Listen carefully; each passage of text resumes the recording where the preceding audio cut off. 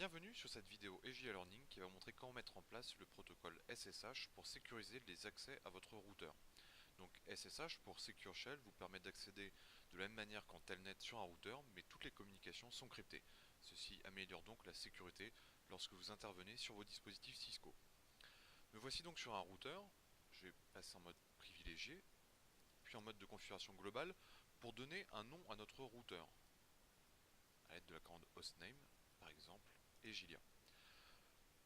Pour créer des clés cryptées SSH, les routeurs vont utiliser et le nom d'hôte de notre routeur, donc Egilia dans ce cas-là, ainsi que le nom de domaine. Il est donc nécessaire de configurer le nom de domaine dans lequel réside notre routeur, à l'aide de la commande IP domain name, par exemple egilia.com. Je vais créer un nouveau profil AA, donc pour Authentication, Authorization et Accounting, à l'aide de la commande AA New Model. Je peux commencer par créer un compte, par exemple le compte R1 avec le mot de passe Toto, qui sera donc utilisé pour ma connexion SSH sur mon routeur. Je vais d'abord créer la clé qui va être utilisée pour se connecter en SSH à l'aide de la commande cryptokey generate RSA. Le routeur me demande quelle est la puissance de cryptage que je souhaite et par défaut il nous propose un module à 512. J'accepte en appuyant sur la touche entrée. Le routeur est en train de créer les clés RSA. Voilà, c'est fait.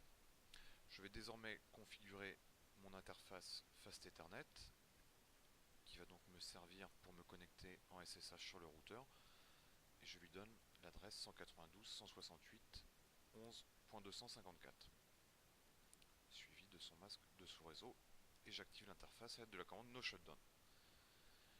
Je vais désormais pouvoir aller sur mes lignes Telnet, donc à l'aide de la commande line VTY 015. Par défaut, les lignes VTY acceptent du Telnet. Pour indiquer que je passe donc en SSH, je tape la commande transport input SSH. Voilà, nous pouvons désormais tester la connectivité SSH. Pour cela, j'utilise un petit utilitaire qui s'appelle PuTTY. Et je vais donc pouvoir préciser l'adresse IP du routeur 192.168.11.254. On voit que nous sommes bien sur le port 22 qui est le port SSH. Voilà, PuTTY me demande si j'accepte la clé RSA qui a été générée. Je lui indique oui. Il me demande mon login. Je vais donc pouvoir taper R1 suivi de mon mot de passe Toto. Voilà, j'ai désormais accès à mon routeur.